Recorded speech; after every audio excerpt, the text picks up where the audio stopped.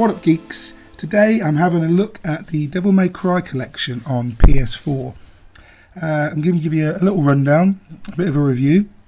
It's a weird one because I don't know whether you know this, a lot of people don't, but Devil May Cry was actually going to originally be a sequel to Resident Evil. It was a Resident Evil game. But it was such a radical departure that Capcom just thought, you know what, actually, fuck it, this isn't going to sell if we call it Resident Evil. So they gave it a catchy new name, a shirtless hero with a big sword and a lot of smarm, which was all the rage in the late 90s and early 90s, which is when this was released, 2001, actually, Devil May Cry. But it was a bit of a happy accident for Capcom because Devil May Cry and then the two sequels, 2 and 3, released in 2003 and 2005 respectively, have sold millions of copies since. But now it's time for a re-release, a HD collection, as they call it. It doesn't look very HD. I'll be honest with you. We already had the reboot from Ninja Theory a couple of years back. We had a revamped edition of DMC4 already. So, if Capcom want to flog a dead horse, this is the best way for them to do it, isn't it? Rebundle those original games back into another trilogy. But do we need it? Not really. No, and it's not because they're not great games. Mind you, hell, I even liked Devil May Cry 2. A lot of people didn't. I even liked Devil May Cry 2 back in the day. But it's rather because they haven't done a great deal to make them worthy of a HD re-release. Like, they haven't updated anything. Like, you've got the awful controls, those Resident Evil tank controls that were really bad back then, but we didn't know they were bad back then. They're back. They're still there, and it's still really hard to control. You've got this really infuriating camera that half the time you can't even see what you're shooting or what you're hitting. You're just doing it and a little bar is going down and something's dying, but you can't see what you're hitting. You can't turn the camera, you can't change the camera. The fixed camera angles are just a pain in the ass. They've never been good in any game ever. They've always been irritating. Very little maintenance has been carried out on what can only be described as a lazy re-release. It's a bare bones port with very little to get excited about.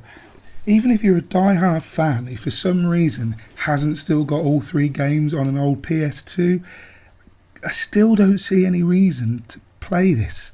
None of it's aged very well, right? Let's be honest. The combat is still fun. All 3 games, the second one not so much, but all 3 games are still pretty fun to play.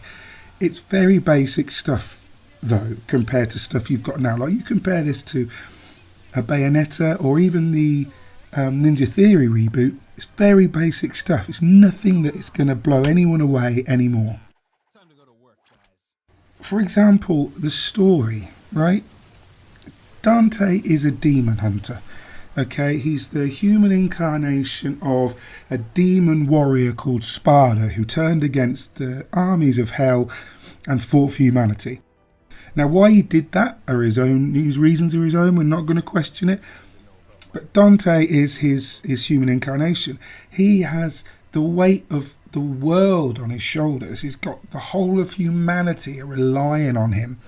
And he's a smarmy prick, which is fine because smarmy pricks sell. They always have. But it's not great now.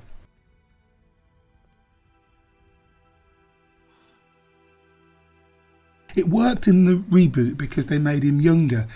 And they made him kind of untried and a bit fresh-faced and a bit boy-bandy, so it kind of worked. But the old Dante, it worked then. It worked in the late 90s, it worked in the early noughties. It doesn't work great now. But then this isn't really something that I can't really review the games again because, the first one is 17 years old. You can't go back and say, well, 17-year-old game, it's not very good anymore. It's still as good as it was then. But times have changed. You look at DMC2, which is probably the weakest of the trilogy, like I've said. You've got a secondary character in that, in Lucia. There's not enough story to really get attached to, which is why it relies on the combat and the action to carry it through, which is good if the action's awesome enough, which it is in 1, it is in 3. In 2, it degenerates a little bit into a lot of leaping and jumping. You're bouncing around the game like a hyperactive gazelle. And then you've got 3, which kind of occupies a weird middle ground between 1 and 2. It's more combo-centric. The graphics are slightly better. I mean, none of these games look wonderful at all. I mean, even by the standards of when they were released, they weren't the most beautiful games.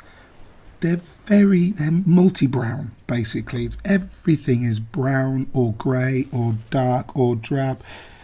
You can probably find all 3 games on backwards compatibility somewhere, or you can pick up an old PS2 at a car boot sale for a tenner and all 3 games for a tenner. So, you might as well play them on an old PS2 because, yeah, they're HD, so they work on your HD telly, but that's all they do. They just work.